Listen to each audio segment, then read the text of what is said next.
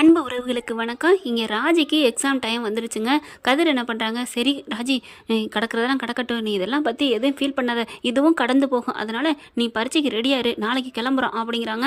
ஐயோ அதையும் மறந்துட்டுமே அப்படின்னு சொல்லிட்டு புக் எடுத்துகிட்டு படிக்கிறதுக்கு போகிறாங்க.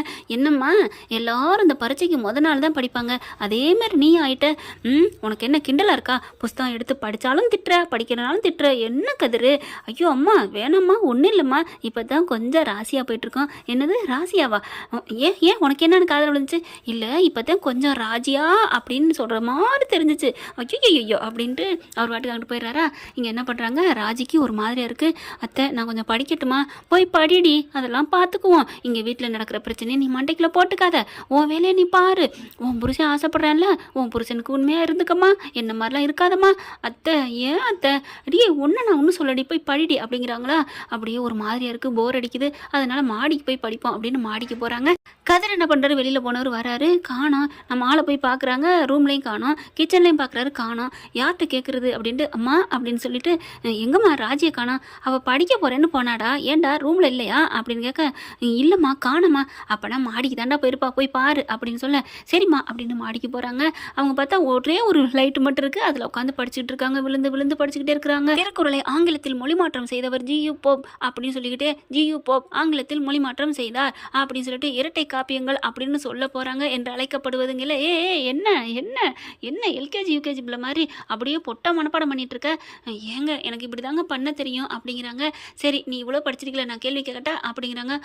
ஐயோ அப்படின்னு சொல்லிட்டு, என்ன தெரியுமா தெரியாதா? அதெல்லாம் நான் நல்லா படிச்சுட்டேனே, அப்புறம் என்ன சொல்லு. அதெல்லாம் இல்லை, அவங்க 4 ஆப்ஷன் கொடுப்பாங்க. மவளே 4 ஆப்ஷன் கொடுத்தா தானா? அப்படிலாம் இருக்கக்கூடாதுடி அப்படிங்கிறாங்களா. அப்போ 2 ஆப்ஷன் கொடு. ஐயோ சரி என்ன பண்ணுறது, நான் 2 ஆப்ஷன் சொல்கிறேன், நீ ஒழுங்காக சொல்கிறேன்னு பார்ப்போமா? என் அருமை பொண்டாட்டி. கதிர் என்ன சொன்ன? அருமை பொண்டாட்டின்னு தான். ஐயோ சூப்பராக இருக்கே, இன்னொரு வாட்டி சொல்லேன். அதெல்லாம் முடியாது, ஒரு வாட்டி தான் சொல்ல முடியும். நீ கொண்டா புக்கை கொடு அப்படின்னு சொல்லிட்டு, கேள்வி கேட்குறேன், கேளு கேட்டு பாரும் அப்படின்னு ராஜி சொல்ல, என்ன கேட்கலாம்? ஓகே, திருக்குறளை ஆங்கிலத்தில் மொழிபெயர்த்தவர் யார் அப்படின்னு கேட்க, அவர் தான் அப்படின்னு சொல்ல, என்ன அவர் தான்னா யார்? ஐயோ ஆப்ஷன் கொடு அப்படிங்கிறாங்க. ஆப்ஷன்லாம் இல்லை, நீ இப்போ படிச்சுக்கிட்டு இருந்தது கரண்ட் நியூஸ்ன்னு சொல்லுவாங்க இல்லையா, சுட படிச்சுட்டு இருந்தேன், ஒழுங்கு மரியாதை சொல்லணும், இல்லை பெரம்பெடுத்து அடிச்சிருவேன் காலில் அப்படிங்கிறாங்க. என்ன கதிரி இப்பெல்லாம் திட்டுறேன், ஏய் சொல்லுடி அப்படின்னு சொல்ல, அவர் மொழிபெயர்ச்சது ஏதோ இன்சில் வருமே, ஒய்ஜி மகேந்திரன். ஐயோ அப்படின்னு சிரிக்கிறாரு. ஒன்று அப்படின்னு அடிக்க விரட்ட ஓடுறாங்க ராஜி. அதுக்கப்புறம் ஆப்ஷன் கொடுப்பா அப்படிங்கிறாங்க. அப்புறம் ஆப்ஷன் கொடுக்குறாங்க. ஜியு போப் அப்படிங்கிறாங்க. அப்பா எப்படி ஒரு அறிவு அப்படிங்கிறாங்க. அடுத்தபடி 2 பேரும் கேள்வி கேட்டுக்கிட்டு இருக்கவும் பதில் சொல்லவும் அப்படியே ஜாலியாக போயிட்டுருக்கு. ரொம்ப நேரம் அப்படி பண்ணிக்கிட்டே கேள்வி கேட்டுகிட்டே இருக்காரு. இவங்க ராஜினால் ஒன்றும் பண்ண முடியல. ஒரு கட்டத்துக்கு மேலே அப்படியே சரிஞ்சு கதிர் மேலே தூங்கிடுறாங்க. அப்படியே தொட்டு பார்க்குறாரு, தடவி கொடுக்குறாரு. என் ராஜி செல்லம், சின்ன வயசுலேருந்தே இந்த அழகு துடுக்குத்தனமான பேச்சு, இந்த துடுக்குத்தனமான மூக்கு அப்படின்னு சொல்லி கொஞ்சிக்கிறாரு, முத்தம் கொடுக்குறாரு. அட பாவி மனசா, உன் மனசுக்குள்ளே இவ்வளோ ஆசை இருக்கா? அப்போ சின்ன பிள்ளைந்தே நீ சைட் அடிச்சிருக்கியா? இல்லை லவ் பண்ணியிருக்கிறியா? அதனால தான் என்னை கல்யாணம் பண்ணிக்கிட்டியாடா? மனசில் ஆசை இருந்ததுனால. நேற்று கூட கல்யாணம் பண்ணாட்டி விட்டுருமா என்ன அப்படின்னு என்ன கோமா பேசினேன். ஐயோ எனக்கு ரொம்ப பிடிச்சிருக்கே, இன்னும் பேசுடா நான் கேட்கணுண்டா அப்படின்னு மனசுக்குள்ளே நினச்சிட்டு இருக்காங்களா. பாரு தூங்கும்போது கூட அந்த கண்ணு துருன்னு உருட்டிக்கிட்டு இருக்கு. என் அழகு, நீ உண்மையிலே நீ என் மாமன் பத்த மாணிக்கண்டி, நீ உன்னை கல்யாணம் பண்ணிக்க நான் தாண்டி கொடுத்து வச்சிருக்கணும். நல்ல வேலை எங்கள் அம்மா ஒரு நல்ல காரியம் எனக்கு பண்ணுச்சு, அதுவும் என் காலில் விழுந்து பண்ணுச்சு. அல்வா திங்க காசா அப்படிங்கிற மாதிரி. இல்லைன்னா வீட்டில் கொண்டே விட்டுருந்தா அவங்க தட்டி தூக்கி வேற ஒருத்தனுக்கு அவனுக்காக கட்டி கொடுத்துருப்பாங்க. என் சின்ன பிள்ளையிலேருந்து என் ஆசை நிறைவேறாமே போயிருந்திருக்கும் அப்படின்னு சொல்லிட்டு அப்படியே தடவை கொடுத்து தூங்க வைக்கிறாரு. இவரும் அப்படியே ராஜி மேலே விழுந்து அப்படியே மாடியிலேருந்து தூங்கி போயிறாங்க. அடுத்து அப்படியே விடிய போகுது. ஐயோ எல்லாரும் அங்கிட்டு கோழி கூவுறதும் அந்த பேப்பர் போடுறது எல்லாம் கேட்குது. அப்புறமா கண்ணு முழிக்கிறாங்க. ராஜி அப்படின்னு எழுப்ப, என்னாச்சு கதிர், இங்கே தூங்கிட்டோமா? ஆமாம் அப்படிங்கிறாங்க. சாரி கதிர் அப்படி, பரவாயில்ல வா அப்படின்னு சொல்லி இறங்கி வந்துட்டே இருக்காங்களா. கதிர் கையை பிடிச்சி அப்படியே வராங்க. ராஜி என்ன பண்ணுது, வேணுக்குன்னு அப்படின்னு கொட்டாய் விட்டுட்டு தடார்னு அப்படியே தடுமாறி விழுக போகிறாங்க. டக்குன்னு போய் பிடிச்சிடுறாரு கதிர். பார்த்து அப்படிங்கிறாங்க. ஒன்றும் இல்லைங்க, நைட்டு தூக்கம் இல்லையா? நான் தாண்டி தூக்கம் இல்லாமல் இருந்தேன் அப்படிங்கிறாங்க. அதான் எனக்கு தெரியுமே. என்னது தெரியுமா? இல்லை உங்கள் மடியில் நான் படுத்திருந்தேன்னா நீங்கள் உடனேவா தூங்கியிருக்க முடியும் அப்படின்னு சொல்லிட்டு, மவனே மனசுக்குள்ள ஆசை இம்புட்டு வச்சுக்கிட்டு நாடகமாக ஆடுற நாடகம் இருக்கட்டும் அப்படின்னு சொல்லிட்டு இறங்கி வராங்க. அதுக்கப்புறம் என்ன மேலேருந்து வரீங்க, நீங்கள் ரூமில் தூங்கவே இல்லையா? இல்லை அவளுக்கு பரிச்சைன்னு சொல்லி படித்தாம்மா அப்படிங்கிறாங்க. அதுக்கப்புறம் சரி சரி ரெடியாகுங்க கிளம்புங்க அப்படிங்கிறாங்களா. என்ன சென்னைக்கு போகணும் எக்ஸாமுக்கு அப்படின்னு சொல்லிட்டு வேகமாக எல்லாத்தையும் குளிச்சுட்டு ரெடி ஆகுறாங்க, சாப்பிட்றாங்க. சாப்பிட்டு முடிச்ச அப்புறம் எல்லாம் ரெடி பண்ணிக்கிறாரு. தண்ணி எடுத்துக்கோ, அதை எடுத்துக்கோ. ஹலோ, நான் ஒன்றும் ட்ரைனிங்க்கு போகல, எக்ஸாமுக்கு தான் போகிறேன். அங்கெல்லாம் தண்ணி இருக்கும், அதெல்லாம் முடியாது ராஜி, நீ எடுத்து வச்சுக்கோ அப்படின்னு தண்ணி பாட்டிலேருந்து எல்லாம் எடுத்து வைக்கிறாரு. சரிடி பார்த்து பத்திரமா போயிட்டு வாங்க அப்படிங்கிறாங்களா. இல்லை அப்பா வரட்டும், அப்பாட்ட சொல்லிட்டு போகிறோம், அவர் எப்படா பேச போகிறாரு இருமா அப்படின்னு சொல்லிட்டு ரூம்குள்ளே போகிறாங்க 2 பேருமே. அவர் பார்த்தா அப்படியே ஒரு மாதிரியாக சோர்ந்து போயிறாருங்க அந்த மனுஷன். அப்பா அப்படிங்கிறாங்க, நிமிந்து பார்க்குறாரு. என்னடா அப்படின்னோடனே, ராஜி எக்ஸாமுக்கு எழுத போகிறா, சரி போகட்டும், ஆசீர்வாதம் பண்ணுங்க. ஏன் ஆசீர்வாதம்லாம் எதுக்குப்பா, உங்கள் அம்மா ஆசீர்வாதமே உங்களுக்கு போதும், போய்க்கங்க. மாமா என்ன மாமா நான் பண்ணதுக்கு நான் என்ன மாமா பண்ணுவேன்? மாமா என்ன மாமா இப்படிலாம் சொல்கிறீங்க, நான் உங்களே நம்பி தானே இங்கே இருக்கேன், என்ன போய் இப்படி வெறுத்து ஒதுக்கலாமா? நீங்கள் அத்தை இப்படி வெறுத்து பேச என்னையே நோகடிக்குது மாமா அப்படிங்கிறாங்க.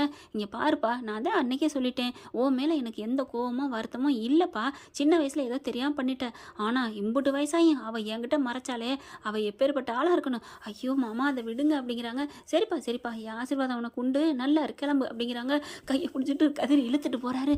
என்னங்க அதுக்குள்ளே கூட்டு வரீங்க, போதும் அப்பா வயல நல்லாருன்னு வந்துட்டாலே அதுவே போதும், அதுக்கு மேலே நின்ற அந்த நல்லா இருந்த வார்த்தையை வாபஸ் வாங்கிக்கோடா அப்படின்னு நம்மளே சொல்கிற அளவுக்கு அவர் பேசி கொதறிப்படுவார். அதனால தான்மா கூட்டிகிட்டு வந்தேன், எங்கள் அப்பனை பற்றி உனக்கு தெரியாது அப்படிங்கிறாரு கதிர். அடுத்து கோமதி அப்படியே ஆரத்திலாம் எடுத்து அப்படியே வாழ்த்தி வழிவெடுத்து அனுப்புதுங்க. நல்லபடியாக எழுதிட்டு வா போமா அப்படின்னு சொல்லிட்டு வெளியில் வாசலில் நின்று ஆரத்தி எடுக்குது, பொட்டு வைக்குது. அப்படியே சந்தோஷம் தாங்கலை. அப்படியே அம்மாவை எட்டி பார்க்குது ராஜி. அப்பத்தா மட்டும் நிற்கிது. ராஜி அப்படின்னு சொல்ல, நான் எக்ஸாம் எழுத போயிட்டு வரேன் அப்பத்தா, போயிட்டு வாடி கண்ணு அப்படிங்கல.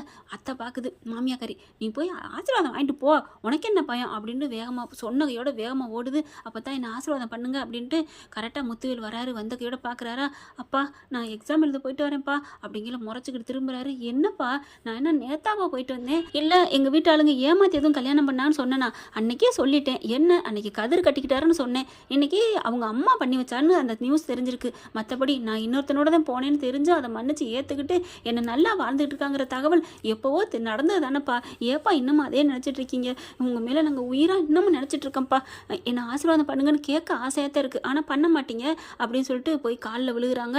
சக்திவேல் வந்து அப்படியே தள்ளி விடுறாரு. போறியா என்ன அப்படின்ட்டு. சக்தி அப்படிங்கல, என்ன பொண்ணு பாசமா, இங்கே பாடுறா, யாராக இருந்தாலும் வீடு தேடி வந்தாலும் விரோதியாக இருந்தாலும் இப்படிலாம் பண்ணக்கூடாதுடா அப்படிங்கிறாரு. கிளம்பு அப்படின்னு சொல்ல, சித்தப்பா நீங்களுமே என் மேலே பாசமாக தான் இருந்தீங்க சித்தப்பா, பரவாயில்ல சித்தப்பா நான் கிளம்புறேன் அப்படின்ட்டு வராங்க. கதிர் பார்க்குறாரு, என்ன பூஜை நிறையா வாங்கினது மாதிரி இருக்குது, அர்ச்சனை நிறையா கிடச்சிச்சா, அப்படியே பூக்கள் மலர்கள் எல்லாம் தூவி இருக்கா, ஒன்று அப்படின்னு சொல்லிட்டு அடிக்க வராங்க. சரி விடு அப்படின்னு சொல்லிட்டு வண்டியில் ஏறி உட்காந்துக்கிறாங்க. அதுக்கப்புறம் ராஜி எல்லார் காலையும் விழுந்து ஆசீர்வாதம் வாங்கினேன், இந்த மாமா மேலே உனக்கு ஆசீர்வாதம் வாங்கணும்னு ஆசை இல்லையா என்ன அப்படின்னு டக்குன்னு என்ன பண்ணுறாங்க, இறங்குடா அப்படிங்கிறாங்க. என்ன ராஜி நான் என்ன பண்ணேன், மரியாதை இறங்குடா அப்படின்னு கார் கதை திறந்துட்டு இறங்குறாரு. டக்குன்னு இங்கிட்ட சுற்றி வராங்க ராஜி. சுற்றி வந்த கையோட பார்க்குறாங்க 2 வீட்லேயுமே 2 குடும்பத்து ஆள் இருக்கிறாங்க. ஆனாலும் என்ன பண்ணுறாங்க, கதிர் எக்ஸாம் எழுது, போய் படி, வேலைக்கு போ, வாழ்க்கையில் முன்னுக்கு வா அப்படின்னு சூரியவம்சம் சரத்குமார் தேவனுக்கு அப்புறம் நம்ம வாழ்க்கையில் நடக்குது, எனக்காக சரத்குமாருக்கு அடுத்து நீங்கள் சொல்கிறீங்க அப்படிங்கல, நீங்கள் என் தெய்வம் கதிர், தெய்வம் அப்படின்னு சொல்லிட்டு காலில் விழுகிறாங்க. என்னை ஆசீர்வாதம் பண்ணுங்க கதிர் அப்படின்ட்டு. ஐயோ எல்லாரும் பார்க்குறாங்களே, ராஜிமா எந்திரிமா அப்படிங்கிறாங்க. ரொம்ப தேங்க்ஸுங்க அப்படின்னு சொல்லிட்டு, விபூதி இல்லையே விபூதி கொடுக்கலான்னா அப்படின்னு சொல்லல பார்க்குறாங்க கோமதி. கிளம்புடா அப்படின்னு. சரி அப்படின்னு வண்டிக்கு ஏறி உட்காடுறாங்க. ராஜிமா சூப்பர்மா அப்படிங்கிறாரு. என்ன சூப்பரு, இல்லை எல்லாரும் முன்னாடி என் காலில் விழுந்து பெருமைப்படுத்திட்டியே, அங்கே பார்த்தா எல்லாரும் அப்படி சொல்லிட்டு தலையில் அடிச்சுட்டு போகிறேன் சக்திவேலு.